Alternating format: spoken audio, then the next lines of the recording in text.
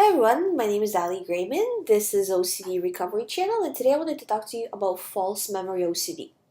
So, false memory OCD is extremely common. So, if you're worried, what if something happened in the past? This usually has to do with harm OCD. What if I killed somebody? What if I hurt somebody? What if I said something the wrong way? Anything like that. This is a very typical type of OCD. And the more you react, the more you try to figure out, did it happen? Did it not happen? Another one is cheating OCD. What if something happened with me and some other person? That's another common type of false memory OCD as well. So, um, all of these thoughts, the more you pay attention to them, the worse you're going to feel.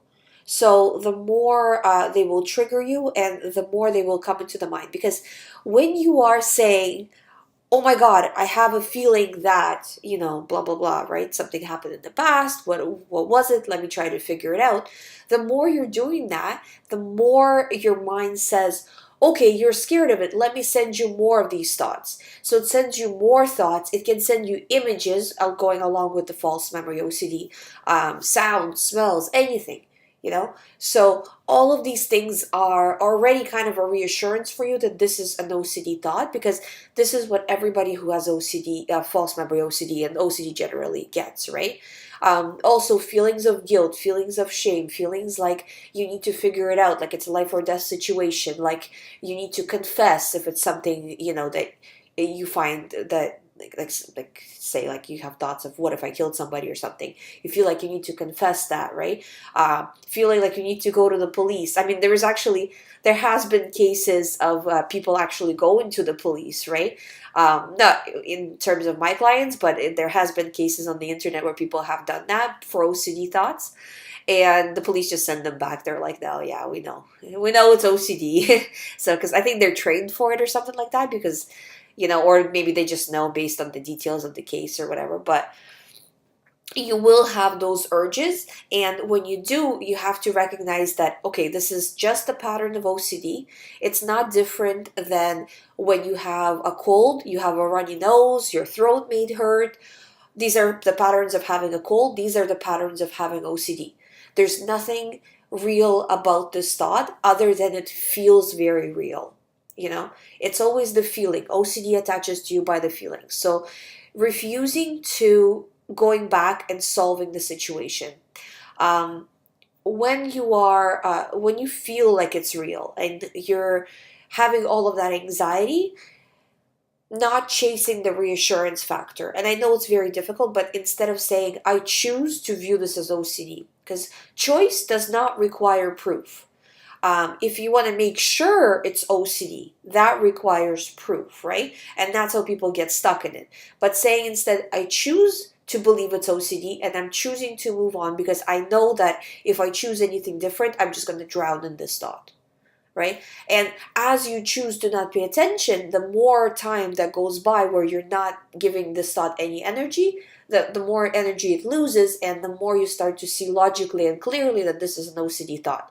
Just how probably everybody else around you already sees it if you already asked them for reassurance, right? But refusing any more reassurance, refusing avoidance, just not giving it energy in any way possible, that will make these thoughts go away.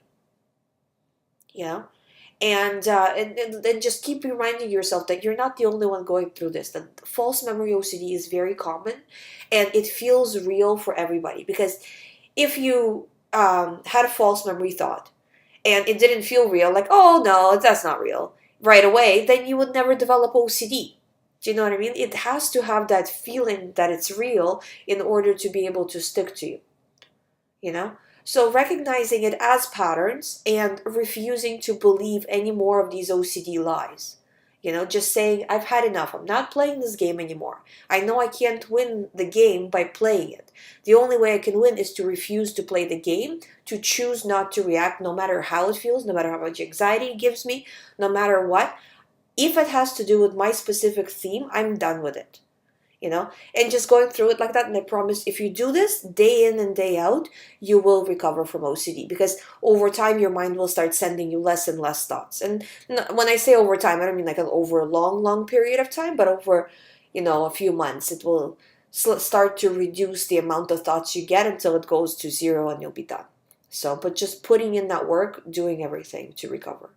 So I hope you find this video helpful. If you have any more questions, please leave them below, or you can ask me privately at info@youhaveocd.com. Just keep in mind I'm getting a lot of emails, so it might take me a while to respond. I do have a show coming every Wednesday where I answer questions live on air. Everything remains private. I'm not going to say your name or anything like that. I'm just answering questions as I'm getting them in the comments. So you can ask a question and get a much faster response that way.